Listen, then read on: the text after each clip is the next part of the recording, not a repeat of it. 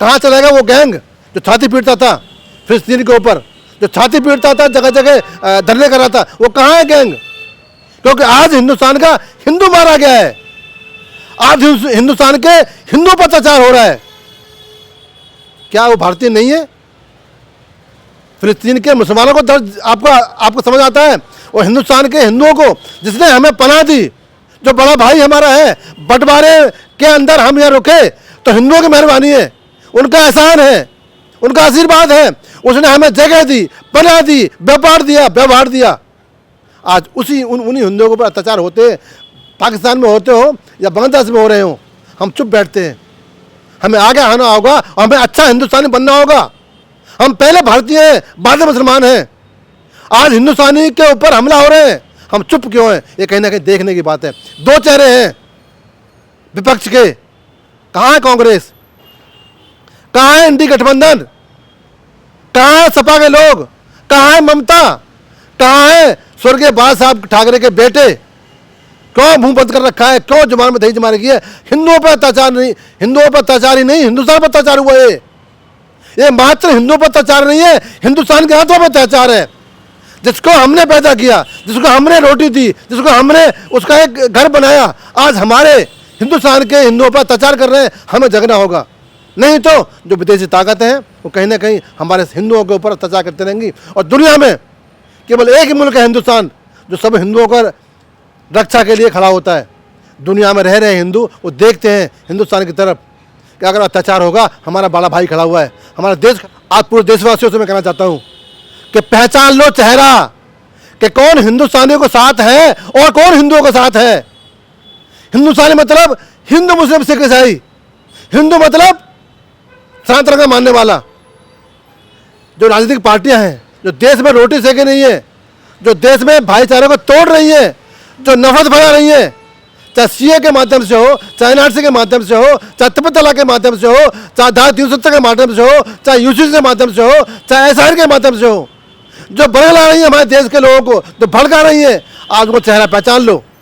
नकार दो ऐसी ताकतों को, नकार दो ऐसे रहनुमाओं को जो हिंदू से प्यार ना करे, नकार दो उन लोगों को जो हिंदुस्तान से प्यार ना करे, नकार दो उन लोगों को जो हिंदू से प्यार ना करे होगा।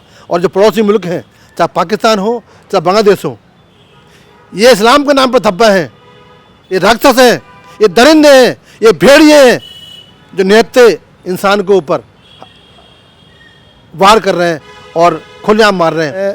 कहता हूँ हिंदुस्तान के लोगों से जो फिलिस्तीन के लिए छाती पीटते थे, आज हिंदुस्तान के हिंदुओं के ऊपर अत्याचार हो नहीं, निर्मम हत्या की जा रही है, पेड़ पर बांधकर पत्थर मारे जा रहे हैं। क्या तुम्हारी इंसान नहीं जगी?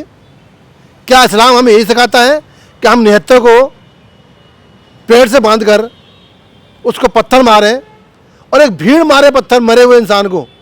इस्लाम नहीं सिखाता, इस्लाम नहीं कहता। ये कौन से लोग हैं जो इस्लाम को बदनाम कर रहे हैं? ये कौन से लोग हैं जो हदीसों को बदनाम कर रहे हैं? दीपू चंद्र दास एक ऐसा नाम जो कि आज हर किसी की जुबान पर है।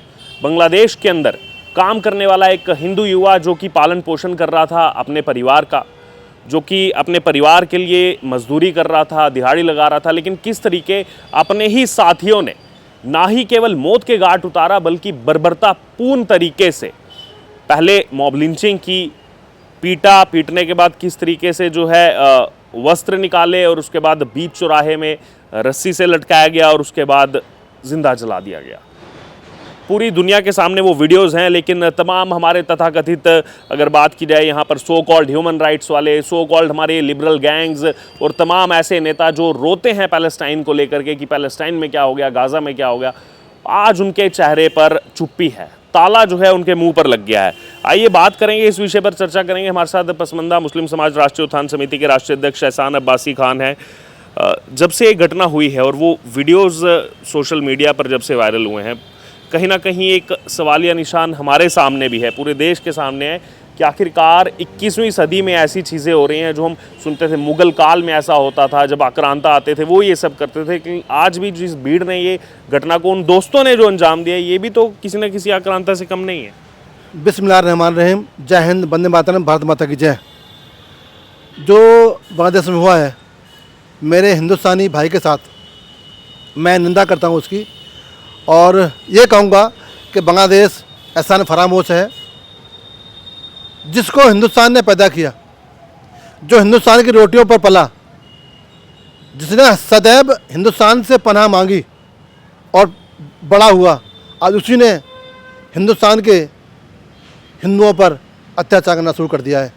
मैं निंदा करता हूँ इसकी, और मैं कहता हूँ हिंदुस्तान के लोगों से जो फ़िलिस्तीन के लिए छाती पीटते थे, आज हिंदुस्तान के हिंदुओं के ऊपर अत्याचार हो नहीं, निर्मम हत्या की जा रही है, पेड़ पर बांधकर पत्थर मारे जा रहे हैं। क्या तुम्हारी इंसान नहीं जगी? क्या इस्लाम हमें यही सिखाता है कि हम निहत्थे को पेड़ से बांधकर उसको पत्थर मारें, और एक भीड़ मारे पत्थर मरे हुए इंसान को? इस्लाम नहीं सिखाता, इस्लाम नहीं कहता। ये कौन से लोग हैं जो इस्लाम को बदनाम कर रहे हैं? ये कौन से लोग हैं जो हदीसों को बदनाम कर रहे हैं? ये कौन से लोग हैं जो मेरे नबी, प्यारे नबी लाडले हुजूर सल्लल्लाहु अलैहि वसल्लम के बताए रास्ते को बदनाम कर रहे हैं? मुसलमान कभी ऐसा नहीं हो सकता। ये राक्षस हैं, ये दरिंदे हैं, ये भेड़िए हैं जो निहत्थे इंसान के ऊपर वार कर रहे हैं और खुलेआम मार रहे हैं। इस्लाम ऐसा नहीं है। आज मुसलमानों को जगना होगा, और जो पड़ोसी मुल्क हैं, चाहे पाकिस्तान हो चाहे बांग्लादेश हो, ये इस्लाम के नाम पर धब्बा हैं,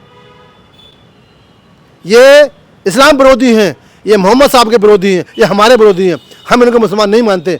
अगर कोई व्यक्ति रह रहा है, राहगीर है, निहत्था है, बूढ़ा है, बच्चा है, सोते हुए को मारते हैं, ये कौन से मुसलमान है? ये कौन सी दुनिया का मुसलमान है?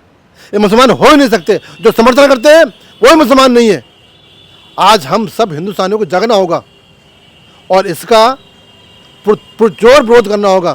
कहाँ चलेगा वो गैंग जो छाती पीटता था फिलिस्तीन के ऊपर, जो छाती पीटता था, जगह जगह धरने कर रहा था? वो कहाँ है गैंग? क्योंकि आज हिंदुस्तान का हिंदू मारा गया है। आज हिंदुस्तान के हिंदुओं पर अत्याचार हो रहा है। क्या वो भारतीय नहीं है? फिलिस्तीन के मुसलमानों को दर्द आपको समझ आता है? और हिंदुस्तान के हिंदुओं को जिसने हमें पनाह दी, जो बड़ा भाई हमारा है, बंटवारे के अंदर हम यहाँ रुके तो हिंदुओं की मेहरबानी है, उनका एहसान है, उनका आशीर्वाद है। उसने हमें जगह दी, पनाह दी, व्यवहार दिया। आज उन्हीं हिंदुओं के ऊपर अत्याचार होते, पाकिस्तान में होते हो या बांग्लादेश में हो रहे हो, हम चुप बैठते हैं।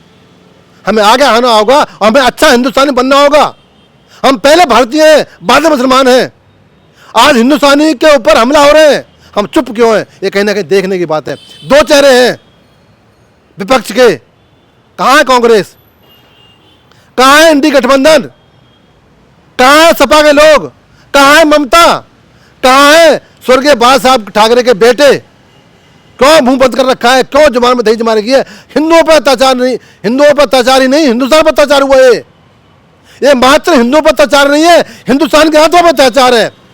जिसको हमने पैदा किया, जिसको हमने रोटी दी, जिसको हमने उसका एक घर बनाया, आज हमारे हिंदुस्तान के हिंदुओं पर अत्याचार कर रहे हैं। हमें जगना होगा, नहीं तो जो विदेशी ताकत है वो कहीं ना कहीं हमारे हिंदुओं के ऊपर अत्याचार करते रहेंगी। और दुनिया में केवल एक ही मुल्क है हिंदुस्तान, जो सब हिंदुओं का रक्षा के लिए खड़ा होता है। दुनिया में रह रहे हिंदू वो देखते हैं हिंदुस्तान की तरफ कि अगर अत्याचार होगा, हमारा बड़ा भाई खड़ा हुआ है, हमारा देश खड़ा हुआ है। आज हम चुप क्यों हैं? कहीं ना कहीं वो सत्य में है कि हिंदुस्तान के नागरिक क्यों नहीं आगे आ रहे। वहीं साथ में बात की जाए, जैसे मैंने ह्यूमन राइट्स का भी जिक्र किया, कश्मीर में जब जो पथराव करते हैं, जो कहीं ना कहीं सेपरेटिस्ट थे, अभी तो वो घटनाएं कम हो गई हैं 370 हटने के बाद से, उन पर जब पैलेट गन का इस्तेमाल करते थे तो ये सभी आ जाते थे कि देखो जी ये पैलेट गन कैसे, रबर गन का कैसे इस्तेमाल कर दिया। लेकिन यहाँ पर तो शरेआम बीच चौक चौराहे में इतनी बड़ी भीड़ आकर के जला दे रही है। तो ये ह्यूमन राइट्स एकदम आंखें बंद करके जो है इस समय सो रहा है अपनी गहरी नींद में। आपके चैनल के माध्यम से आज पूरे देशवासियों से मैं कहना चाहता हूँ कि पहचान लो चेहरा कि कौन हिंदुस्तानियों के साथ है और कौन हिंदुओं के साथ है। हिंदुस्तानी मतलब हिंदू मुस्लिम सिख ईसाई, हिंदू मतलब सनातन का मानने वाला। जो राजनीतिक पार्टियां हैं जो देश में रोटी सेके नहीं है, जो देश में भाईचारे को तोड़ रही है, जो नफरत फैला रही है, चाहे सीए के माध्यम से हो, चाहे एनआरसी के माध्यम से हो, चाहे तिब्बत तलाक के माध्यम से हो, चाहे धारा 370 के माध्यम से हो, चाहे यूसीसी के माध्यम से हो, चाहे एसआर के माध्यम से हो, जो बरगला रही है हमारे देश के लोगों को, जो भड़का रही है, आज वो चेहरा पहचान लो, नकार दो ऐसी ताकतों को। नकार दे ऐसे रहनुमाओं को जो हिंदू से प्यार ना करे, नकार दो उन लोगों को जो हिंदुस्तान से प्यार ना करे, नकार दो उन लोगों को जो हिंदू से प्यार ना करे। ये देश एक ही तो बचा है, इसको बचाने के लिए रह रहे देश विदेशों में हिंदुस्तानियों के लिए हमको आगे आना होगा। और हमें बड़ा गर्व है कि आज हमारे पास में युग पुरुष है, आज हमारे पास में कलयुग का देवता है जिसका नाम नरेंद्र मोदी है। और एक देवता और पैदा है हमारे पास में है उत्तर प्रदेश में, जहाँ मैं खड़ा हूँ, योगी आदित्यनाथ। तपस्वी भी है, राजनेता भी है, राज सेवक भी है, संस्कारी भी है और चारों वेदों का ज्ञाता भी है। धर्म को भी जानता है, राज धर्म को भी जानता है, राष्ट्र धर्म को भी जानता है, जनता के धर्म को भी जानता है, जनता प्यार भी करता है। आज हमारे पास दो देवता हैं, दो महापुरुष हैं जो देश की बात को संभालने वाले हैं। हम उनको साथ देंगे और आने वाला भविष्य इस देश का अच्छा होगा। लेकिन हमें उन ताकतों को निकालना होगा जो देश की ताकतों को तोड़ना चाहती हैं, जो फिलिस्तीन पर तो रोती हैं और हिंदुओं पर हो रहे अत्याचार पर चुप बैठती हैं। उनको नकारना होगा, उनको समझना होगा। क्या उम्मीद है आगे, क्या लग रहा है? एक तरफ ये भी एक छोटा सा मैं पॉइंट लेना चाहूँगा, 6 साल हो चुके हैं इस बात को जब कैब लाया गया था, सिटीजनशिप अमेंडमेंट बिल, फिर वो एक्ट भी बन गया और 2024 में नागरिकता भी मिलने लगी। वो इन्हीं सब कारणों से लाया गया था, सीए केंद्र सरकार की तरफ से, मोदी सरकार की तरफ से, कि जो हमारे जो 6 पड़ोसी मुल्क हैं वहाँ पर जिस तरीके से जो चाहे जैन हो, हिंदू हो, सिख हो, पारसी हो, ईसाई हो, उनके साथ किस तरीके से, बौद्ध हो, उनके साथ किस तरीके से वहाँ पर ये बर्बरतापूर्ण तरीके से जो घटनाएं होती हैं, ताकि भारत के दरवाजे उन सब के लिए खुले रहें, इसीलिए सीए लाया गया था। क्या आज देश को समझ में आ रहा है वो चीज़ कि क्यों सीए लाया गया था? आज वो इम्पोर्टेंस समझ में आ रही है? बहुत महत्वपूर्ण सवाल है। शायद ये सवाल किसी पत्रकार ने नहीं कहा आज तक, जो आपने किया है, मैं सलाम करता हूँ आपको। ये सवाल वो सवाल है जो देश के में बैठे प्रधान सेवक ने सोच लिया था, भाप लिया था कि हमारे पड़ोसी मुल्कों में, पाकिस्तान में, बांग्लादेश में रह रहे हिंदुस्तानी अल्पसंख्यक सिख, बौद्ध, जैन और हिंदू सुरक्षित नहीं है। हम बड़े भाई हैं, हम हिंदुस्तान के नागरिकों को जो देश दुनिया में रह रहे हैं उनकी सुरक्षा हमने करनी है। तब CNRC लाए थे, लेकिन विपक्ष ने नकार दिया। ये उन अत्याचार हो रहे लोगों के ऊपर, ये उनको दुश्मन है। अगर ये NRC का, CA का विरोध ना करते तो आज जो हमारे भाई परेशान हैं पाकिस्तान में, जो दर्द ठुकर खा रहे हैं, ना ठिकाना है, ना रोजगार है, ना सुरक्षा उनके पास है, जो बांग्लादेश में हो रहा है, ये ना होता।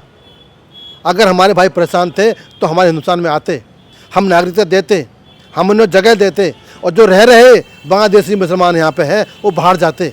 लेकिन उसका रोड़ा बने कौन? विपक्षी पार्टियाँ, इंडी गठबंधन विपक्षी पार्टियाँ रोड़ा बनी। और आज इस हत्या के पीछे कोई जिम्मेदार है तो क्योंकि इन्होंने CA का विरोध किया, NRC का विरोध किया। मोदी जी भाप गए थे, बहुत दूर की सोचने वाले हैं।